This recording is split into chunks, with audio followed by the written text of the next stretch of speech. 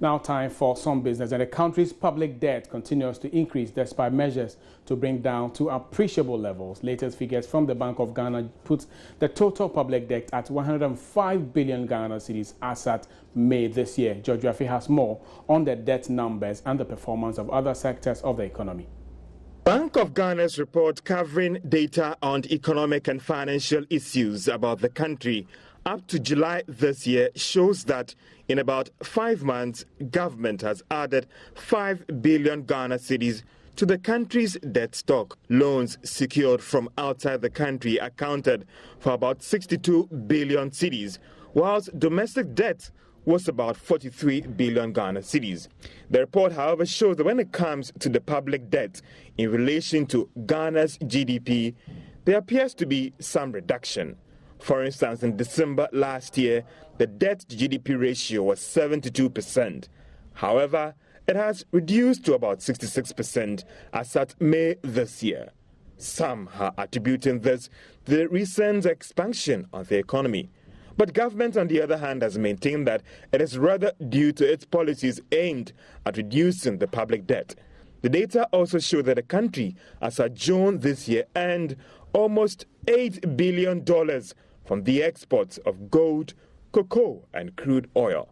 The precious metal brought in about $2.8 billion in earnings. $2.3 billion came from cocoa, whilst earnings from crude oil was just about $620 million. This was mainly attributed to declining prices of crude oil, according to some economists. However, on the reverse side, the country spent about $1.4 billion to finance its imports compared to the $5 billion earned from exports. The country's international reserves appears to be declining as it has reduced from almost $6 billion as at December last year to $5.1 billion as at June this year. On the Ghana cedi, the Bank of Ghana is putting its year-to-date depreciation at 3.7%. The data also showed that after recording some marginal stability in April, the cedi has started depreciating again.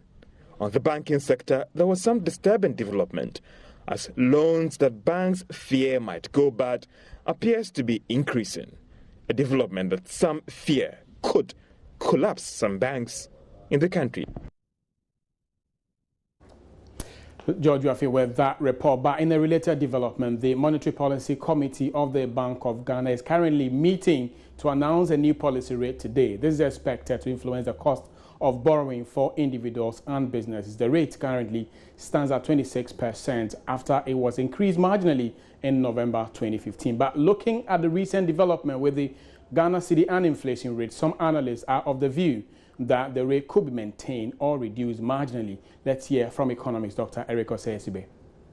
For 3 months or so running, we've had inflation falling, though marginally, but it's been declining. We've had some relative stability in the exchange rates, which is quite good. So putting all this together and also looking at the fact that the tapering off, we didn't have the kind of tapering off that we're expecting. There's rather more quantitative easing in the U.S. market, which means that it's going to give some kind of strength to our currency here. I do not expect too much of inflation pressures going forward, and I think that it's high time the central bank complements some of these developments with a reduction so that we can have the lending rates and other interest rates also coming down. I think it's very significant, particularly for the private sector. And finally, government is advancing strategies to improve commercial agriculture as part of initiatives to transform the economy. Agri sector's contribution to GDP has declined over the years, with the services sector overtaking agri as the highest contributor. In a bid to restore this status, the sector ministry is exploring ways of improving the investment climate for businesses and developing private-public partnership. Deputy Agri Minister Alhassan Ahmed Yakubu has been shedding more light on this particular story. The investor is not going to bring his money to put into any form of agricultural processing if the infrastructure is not really there. Infrastructure such as power, infrastructure such as roads, infrastructure such as irrigation infrastructure, and so on. But I always say that the public sector investment in these very capital demanding infrastructure that we need cannot also be done alone by the public sector. The public sector doesn't have the entire wherewithal to do that. It has to partner the very private sector that has to do the investment as a form of partnership to get those pieces of infrastructure in place so that investment can take place. For instance, if you take the issue of roads, you can see clearly that at very high expense, government is borrowing money to build roads in cocoa-producing environments so that the cocoa beans can really be taken to the ports as quickly as possible to respond to demands by importing countries.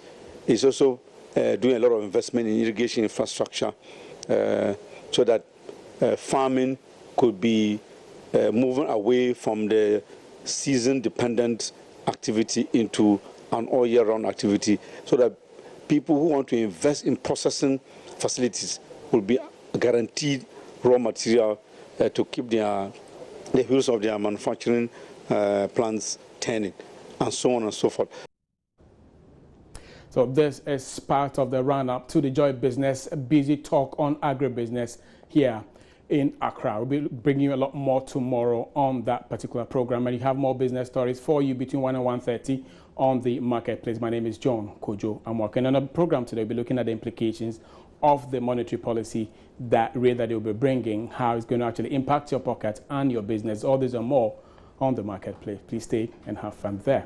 My name is John Kojo. Coming up next is your sports.